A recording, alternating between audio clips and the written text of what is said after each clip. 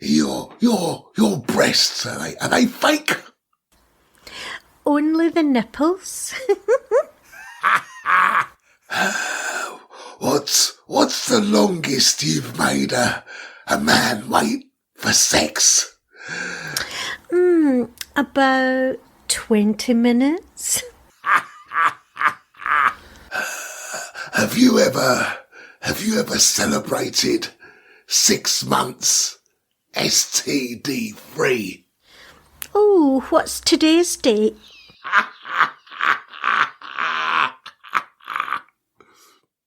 The fat man was short and as wide as he was tall.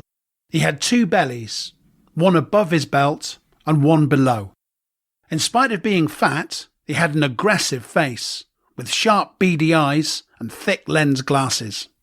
This is the weirdest job interview I've ever had. If you work in my bar, these are the types of questions you'll hear all the time. The customers are low-class, sexist, crude.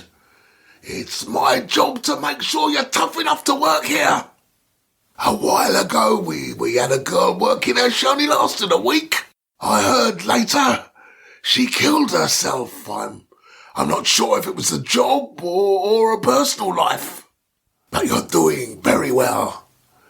Just one more test. Stand up, please. The fat man got up from his desk and walked slowly behind Millie and put his lips close to her ear and whispered. You're dressed like your granny.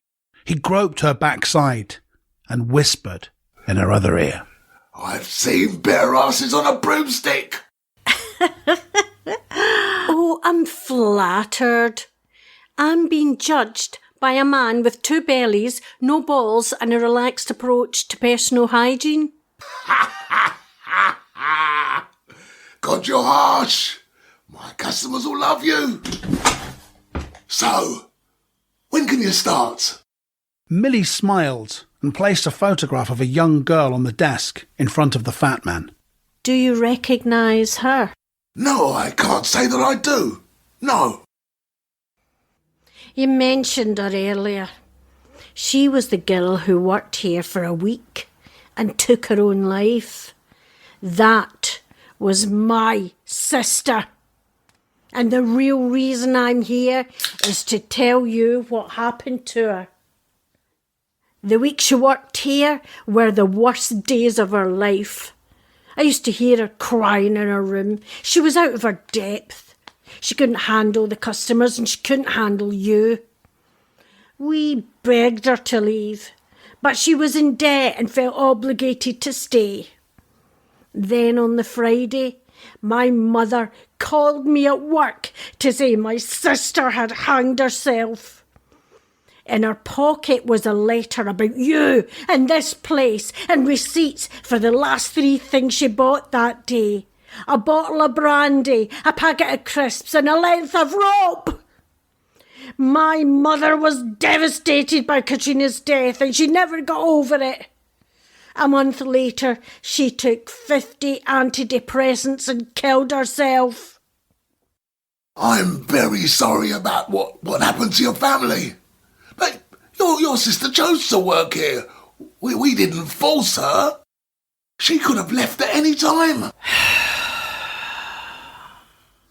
Now that I've met you, I realise it's not your fault.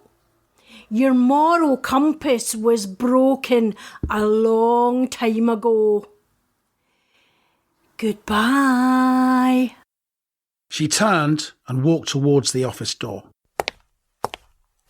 There was a key in the door. She locked it and put the key in her pocket. She turned and faced the fat man, and for a brief moment she didn't say anything. She just stared at him. He raised his eyebrows and gave her a look of polite inquiry. From the bag at her feet, she took out a petrol can and a bread knife. And in one swift movement, she poured the petrol on the floor. The fat man was alarmed and attempted to move around the desk towards her. But she took out a lighter and held it menacingly above the petrol and smiled. You have to answer for my mother and my sister. Do you like fire, fat man? I do. I find it fascinating. That's why I started smoking. And I've never really understood why people need pornography when we have fire. With that, she ignited the petrol. There was a sheet of white flame. The fat man scrambled onto the desk and tried desperately to open the window. She rushed over and stabbed him in the back of the leg. He tumbled off the desk and rolled onto the floor face down. And at that moment, she revealed a handcuff attached to one of her wrists. She handcuffed herself to the fat man, wrist to wrist. The flames, hungry for oxygen, began to roar and hiss and engulf the room. The fat man, in agony from the stab wound, tried to stand up, but she pulled him back down. Let me go, you crazy bitch! You're gonna kill us both! I know. We're going to hell together, fat man. It's hot there with plenty of flames, and you won't have to worry about frostbite. Are you excited? Fat man, we're nearly there. I can see the gates